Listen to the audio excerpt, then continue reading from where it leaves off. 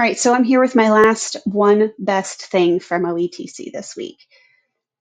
Little different than planned though. My one best thing from today is actually just going to be the one big takeaway I had from the whole week. So I've talked every day about something that was artificial intelligence. I talked about Parlay that uses AI to help guide and push conversations and communication skills with kids, either orally or written. Yesterday's big thing or best thing was school AI that provides chatbots and different things that kids can interact with in a safe environment. And over the last 3 days, the biggest theme of everything I've seen has been artificial intelligence. And so I'm going to talk about that just a little.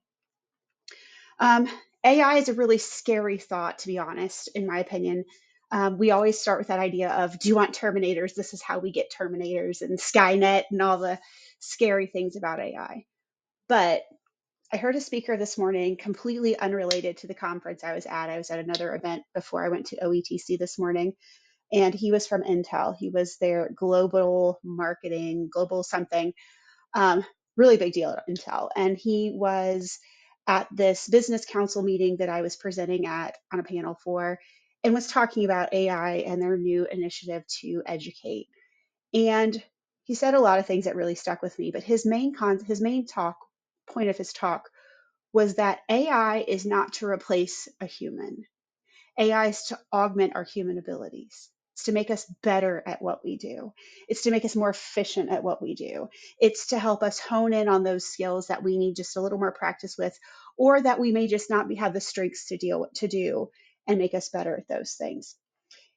He emphasized that before any of the people that are getting education in AI are even allowed to touch programming and machine learning and any of that stuff, the first thing they're learning is ethics and the ethical implications of using AI. And that really, really changed the way I was kind of looking at it, because to hear someone who's very high up at Intel talk about that really made a difference in how I process things. The other thing that I heard at the keynote on Tuesday and then at the keynote again today um, was the idea that if we're not embracing AI as educators, we are actually helping our students miss out. Now, do I think I need to use it every second of every day? No. But the point was that if we don't educate our kids on how to properly use AI, they're not going to know. And they're going to be at a disadvantage to the kids that do know how to use it properly. Now, are kids going to cheat? Probably. But they've been cheating for years. Um, the speaker today at the keynote for OETC said that when Google came out initially, and I remember this, one of the concerns was, oh my gosh, kids are going to cheat. They're just going to look up the answers on Google. And he cited a study where the percentage of students who are cheating is no higher now with ChatGPT than it was when Google first started or before that. Kids who are going to cheat on assignments are always going to find a way to cheat. They're always going to find a way to scam the system.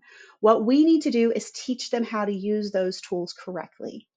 Teach them how to use things like ChatGPT to help them write things like professional sounding emails, and how to do things like brainstorm and come up with ideas, and then take that information from ChatGPT, analyze it, and then use it for their own purposes.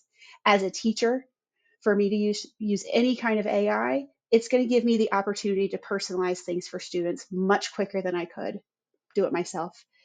I can write questions in seconds that are spectacular, that would take me a lot of thought to come up with. I can provide opportunities for students to talk to anybody I want to. I can build an AI experience for my students by entering less than 3 sentences where they can talk to the main character from Fahrenheit 451. I tried it. It was amazing. I could have never done that in my classroom before. So taking this thing that is very scary and very intimidating, but being able to break it down into how I can use it to make me be a better educator and help other teachers save time, be more efficient, analyze kids' work. You can put a kid's essay into one of these programs, and it can give you strengths and struggles for that kid and specific goals they should work on. You feed your rubric to it, you put the kids' paper in it, because I know when I taught ELA, grading essays was like tedious and time consuming.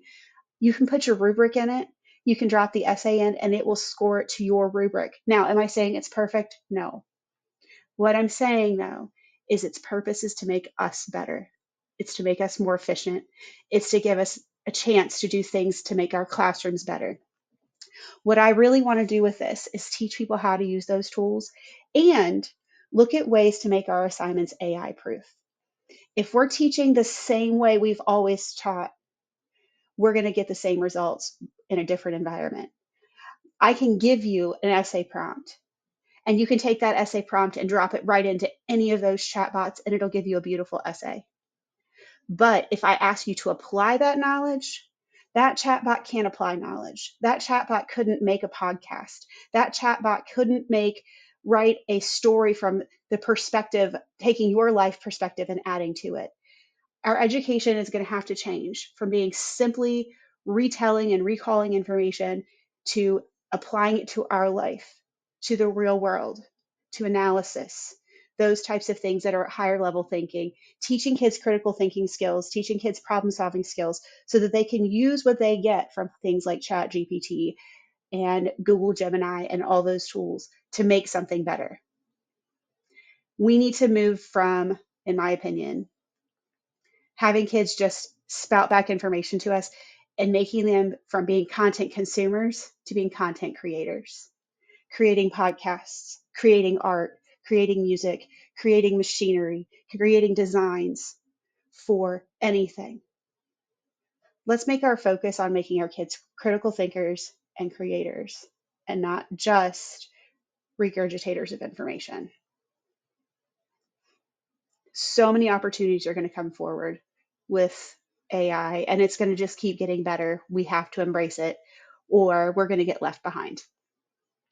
I remember, and I'll stop after this, being told when I was in second, third, and fourth grade, as I sat at my desk, anxious and nervous and concerned and worried with my 100 multiplications tables or multiplication problem timed test, that I had to memorize my multiplication facts because there would come a day when I'd be an adult and I wouldn't be carrying a calculator around in my pocket.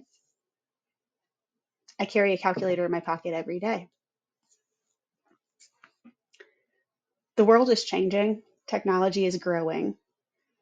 We need to embrace it and not be afraid of it so that we can move ahead. Who knows what it's going to look like in the next 20 years, but I guarantee you, as long as the world's spinning, it's going to change.